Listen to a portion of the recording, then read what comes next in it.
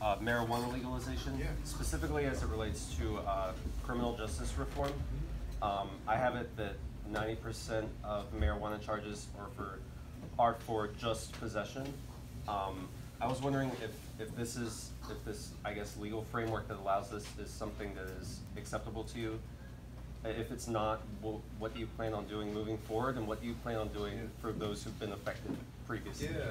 So I mean, let me say that I've said, and I believe that we should legalize marijuana. That we now have examples of states like Colorado and a couple of others that have been able to do it. So we're not flying blind in terms of the policy. Obviously, as you know, even when you do that, it is still regulated, right? Because you have to be careful. Just like the use of alcohol, for instance, when people are driving or doing other things, right? But these states have set a blueprint for how we can do that and do it safely.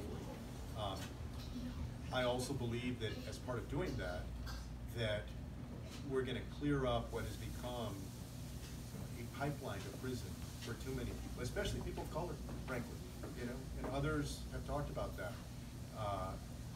And that will take care of the future.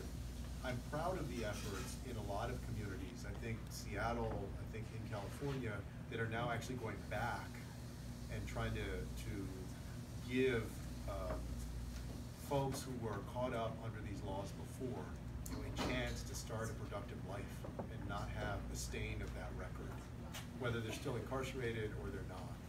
And so I would support efforts in communities across the United States to do that. And you know, this is an issue that I think impacts communities in so many different ways. Some of them negative, some of them positive. The negative is how many people have ended up in prison that really, you know, they never should have been there in the first place.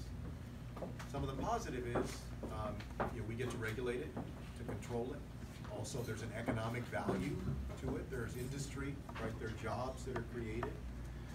And to the state, there's the tax value of it. Admittedly, that's not a huge tax value, all things considered. You know, I remember speaking to Governor Hickenlooper in Colorado about this, and the amount that they were getting. But there is an economic value too.